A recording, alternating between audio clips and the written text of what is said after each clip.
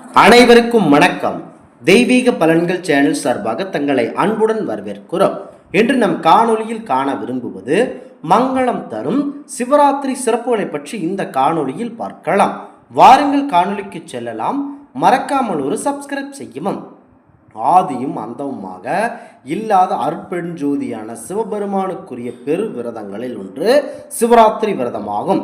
மாசி மாதம் தேய்பிரை சதுர்த்தி என்று மகா சிவராத்திரி விழா உலகம் முழுவதும் இந்துக்களால் மிக சிறப்பாக கொண்டாடப்படுகிறது. அந்த வகையில் மாதத்திலும் வரும் இந்த சிவராத்திரி மிக புண்ணியமாகவும் கருதப்படுகிறது. அம்பிகைக்கு உகந்தது நவராத்திரி விரதம், சிவபெருமானுக்கு பிடித்தது சிவராத்திரி விரதம். இரண்டுமே இரவோடு தொடர்புடைய சிறப்பான விரதமாகவே கொண்டாடப்படும் சிறந்த வழிபாட்டு நாளாகும். சிவராத்திரி விரதம் இருப்பவருக்கு சிவனின் இடபாகத்தில் வீற்றிருக்கும் ஆம்பிகையும் அருள் புரிவார் என்பது ஐதீகம். சிவன் லிங்கத்தில் எழுந்தருளி அருள் புரிகின்ற நாளே சிவராத்திரி. அதாவது பிரம்மனும் நாராயணனும் சிவனது அடிமுடிகளை தேடினர். அவர்கள் இருவருக்கும் எட்டாமல் அண்ணாமலையார் அருட்ஜோதியாக ஒளி வீசிய நாள்தான் இந்த சிவராத்திரி நாள் என கந்த புராணத்தில் பிரம்மா கூறுகிறார். தேவர்களும் அசுரர்களும் அமிர்தம் வேண்டி திருப்பார்கடலை கடைந்த போது அதில் இருந்து ஆழகால விஷம் தோன்றியது. அந்த நஞ்சினை பெருமான் உண்டு உலகை காத்தருளினார். சதுர்த்தி என்று தேவர்கள் சிவனை பூஜை செய்து அர்ச்சித்து வழிபட்டனர். அந்த நாளே சிவராத்திரி நாளாக போற்றப்படுகிறது. ஒரு காலத்தில் உலகம் அழிந்து யாம் சிவபெருமானிடம் ஒடுங்கியது. அந்தகாரம் சூழ்நிலை அந்த இருளில் பார்வதி சிவபெருமானை அதாவது அந்தகாரகம் சூழ்ந்த அந்த இருளில் பார்வதி சிவபெருமானை ஆகமங்களில் கூறியுள்ளபடி 4 காலம் வழிபட்டார்கள். அவ்வாறு அவளால் வழிபட்டதான் அதன் நினைவாக தொடர்ந்து கொண்டாடப்பட்டு வருகிறது இந்த சிவராத்திரி தான். அந்த இருளில் பார்வதி தேவி பரசிவனை நோக்கி, இருளில் நான் எவ்வாறு வழிபட்டேனோ அப்படியோ வழிபட்டோருக்கு இப்பிறவில் செல்வமும் மறுபிறவில் சொர்க்கமும் இறுதியில் மோட்சமும் தர வேண்டும் என கேட்டுக்கொண்டார்கள் பார்வதி தேவியார்கள்.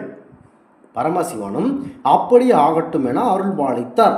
அதன்படி அன்று முதல் சிவராத்திரி சிறப்புடன் கொண்டாடப்பட்டு வருகிறது.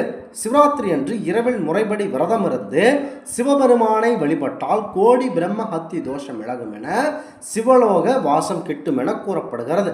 பிரம்மஹத்தி தோஷம் என்பது ஒருவரை கொலை செய்த தால் ஏற்படும் அந்த தோஷமாகும். அந்த கொடிய தோஷத்திலிருந்து இந்த விரதத்தை இருப்பதன் மூலம் உங்களுக்கு நல்லருள் கிட்டுகிறது.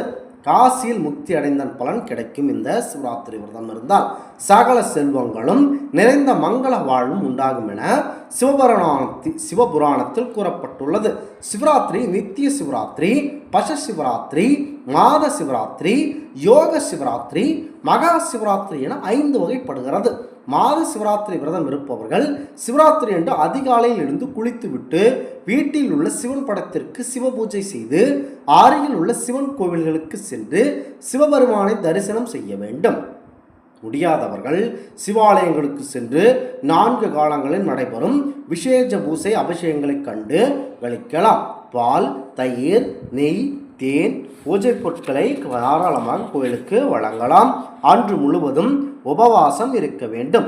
4 ஜாம பூஜைகளிலும் இரவு 11:30 மணிக்கு மேல் 1 மணிக்குள் நடைபெறும் சிவ பூஜையிலேயே தலை சிறந்ததாக பார்க்கப்படுகிறது. இது லிங்கோத்பவர் காலமும் விஸ்வரூப தரிசன நேரம் என்றும் அழைக்கப்படுகிறது. உருவமற்ற சிவன் உருவம் பெற்ற லிங்கோத்பவர் மூர்த்தியாக லிங்கத்திலேயே திருக்காட்சி தரும் புனிதமான நேரம் இதுவாகும். பிரம்மாவும் விஷ்ணுவும் சிவனின் முடி அடிகளை காண முயலும் தோற்றம் அப்போது புலனாகின்றது. சிவ தரிசனம் கிடைக்கின்றது. மும்மூர்த்திகளையும் அங்கேயே தரிசனம் தருவதால் அவர்களின் பேரருள் பக்தர்களுக்கு கிடைக்கின்றன. சிவராத்திரி அன்று முழு உபவாசத்தை கடைபிடிப்பதால் எம்பெருமான் வாழ்நாள் முழுவதும் காப்பாற்றுவதுடன் மகிழ்ச்சியையும் வாழ்வில் முன்னேற்றத்தையும் அளிப்பார் என புராணங்களில் கூறப்பட்டுள்ளன. ஒரு சிவராத்திரி என்று வில்வ மரத்தடியில் சிவனும் பார்வதியும் உட்கார்ந்து பேசிக்கொண்டிருந்தனர். அந்த மரத்தடியில் இருந்த குரங்கு ஒன்று தூங்காமல் கேட்டுக்கொண்டிருந்தது. தூக்கமராத குரங்கு வில்வ இலைகளை பறித்து சிவன் மேலும் பார்வதி மேலும் வீசியபடியே இருந்தது. சிவராத்திரியில் 4 காலங்களிலும் தூங்காமல் குரங்கு வீசிய வில்வேலைகளை சிவபெருமான் ஏற்றுக்கொண்டார். அந்த குரங்கிற்கு மகா சிவராத்திரி விருந்த பலன் கிடைத்தது. அடுத்த பிறவில் முகுந்த சக்கரவர்த்தியாக பிறக்க அருள் புரிந்தார். உடனே அந்த குரங்குதான் பெற்ற பாக்கியத்தை உலகம் அறியும் பொருட்டு முகுந்த மன்னனாகத்தான் வாழும் காலத்தில் குரங்க முகத்துடன் பிறக்க வேண்டும் என வரம் கேட்டது. சிவபெருமானும் அப்படியே ஆகட்டும் என வரம் கூறினார். அப்படியே சோழ மன்னர் முகுந்த சக்கரவர்த்தியாக குரங்கு முகத்துடன் பிறந்தார். இந்த ஆன்மீக தகவல் உங்களுக்கு பிடித்து இருந்தால் தெய்வீக பலன்கள் சேனலை கண்டிப்பாக சப்ஸ்கிரைப் செய்து கொள்ளவும். மீண்டும் ஒரு நல்லதொரு காணொளியில் உங்களை சந்திக்கிறோம். நன்றி, வணக்கம்.